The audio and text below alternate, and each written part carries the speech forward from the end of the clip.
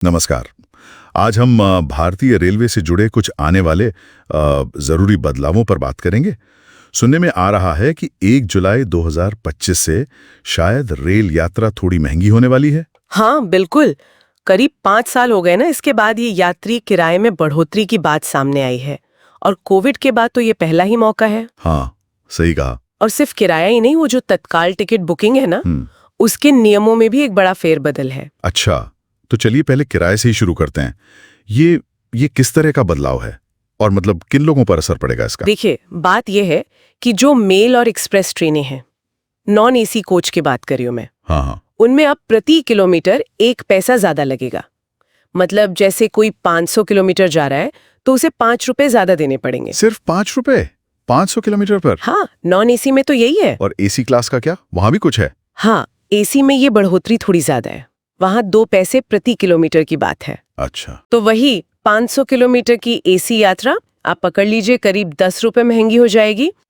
और एक बात और, जो साधारण द्वितीय श्रेणी है, जनरल डब्बा जिसे कहते हैं, हाँ, जनरल वाला, उसमें 500 किलोमीटर तक तो कोई बढ़ोतरी नहीं है, राहत की बात है।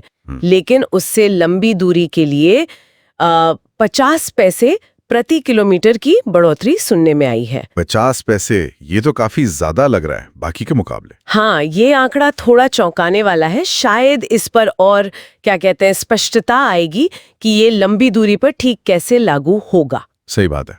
लेकिन हाँ, एक अच्छी खबर ये है कि जो सबअर्बन टिकट्स हैं या मंथली पास हैं, उन पर कोई असर नहीं पड़ेगा। चले, ये तो ठीक है, पर रेलवे अब अचानक ये कदम उठा क्यों रहा है? मतलब इतने सालों बाद क्या वजह है? देखिए, मुख्य कारण तो रेलवे का जो वित्तीय घाटा चल रहा है ना काफी समय से, खासकर यात्री सेवाओं में। अच्छा। असल में होता ये था कि माल ढुलाई से जो कमाई होती थी, उससे यात्री किराए की कमी को पूरा किया जाता था। एक तरह की सब्सिडी थी। हाँ, सुना तो ऐसा। तो अब शायद उसे ठीक करने की कोशिश है। और फिर खर्चे भी तो बढ़ रहे हैं लगातार, जैसे इंफ्रास्ट्रक्चर है, पटरियों का रख रखाव है, स्टेशन अच्छे बनाने हैं, सुरक्षा, स्टाफ की तनख्वाह, ईंधन, सब कुछ महंगा हो रहा है। हाँ, वो तो है। तो कहा तो यही जा रहा है कि ये बढ़ोतरी बहुत मामूली है, बस सिस्टम को चलाते रहने के लिए है। यात्रियों पर ज्यादा बोझ नहीं डालना चाहते।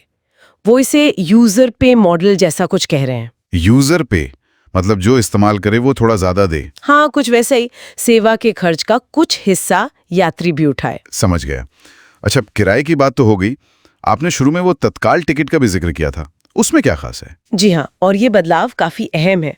देखिए, 1 जुलाई 2025 से अगर तत्काल टिकट बुक करना है तो IRCTC वेबसाइट या ऐप पर आधार ऑथेंटिकेशन से लॉगिन करना जरूरी होगा। आधार?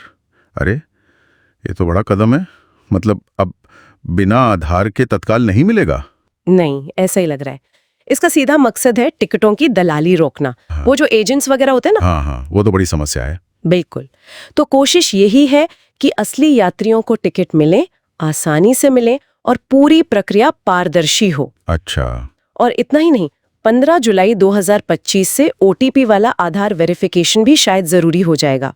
और एजेंट्स के लिए भी कुछ नियम हैं, जैसे एसी तत्काल बुकिंग के पहले आधे घंटे में, हाँ, और नॉन एसी तत्काल के लिए सुबह 11 से 11:30 बजे तक वो बुकिंग नहीं कर पाएंगे। ओके, तो ये सब दलालों को रोकने के लिए है? हाँ, मुख्य तौर पर तो यही मकसद लगता है। तो अगर हम कुल मिलाकर देखें, ये किराया बढ़ना और ये तत्काल का नया नियम, इसका सबसे ज्यादा असर किन पर मान सकते हैं हम? देखिए, किराया बढ़ोतरी तो जाहिर है मध्यम और लंबी दूरी वाले यात्रियों को महसूस होगी, जो लोग अक्सर सफर करते हैं। हाँ। और एसी वालों पर थोड़ी ज्यादा, जैसे 1000 किलोमीटर पर 20 रुपए ज्यादा लगेंगे। और जहां तक तत्काल की बात है, तो उम्मीद तो यही है कि आधार जरूरी होने से आम यात्री को शायद थोड़ी राहत मिले, दलालों की भूमिका कम हो। हाँ, शायद टिकट मिलना थोड़ा आसान हो जाए, उम्मीद तो यही है। बिल्कुल। और रेलवे को क्या फायदा होगा इससे? मतलब कमाई बढ़ेगी वो तो ठीक है, लेकिन उसका करेंगे क्या? हाँ, तो अनुमान तो यही लगाया जा रहा है कि इस बढ़ोतरी से रेलवे को सालाना कई हजार करोड़ की अतिरिक्त आय हो सकती है। अच्छा। और कहा जा रहा है कि इस पैसे का इस्तेमाल नई ट्रेनें लाने में, पटरियों के रखरखाव में, स्टेशनों को और बेहतर बनाने में, सुरक्षा बढ़ाने में, और ये जो डिजिटल सेवाएं हैं, ऐप वगैरह, उनको सुधारने में किया जाएगा। यानी ओवरऑल सुधार की बात है। दावा तो यही है। कि ये सब जनहित, पारदर्शिता और सुधार को ध्यान में रखकर किया जा रहा है। ठीक है, तो संक्षेप में 1 जुलाई 2025 से रेल किराया थोड़ा सा बढ़ रहा है और तत्काल टिकट के लिए आधार जरूरी हो रहा है। बिल्कुल सही। मकसद साफ है, रेलवे की आर्थिक सेहत सुधारना और टिकट बुकिंग को साफ सुथरा बनाना।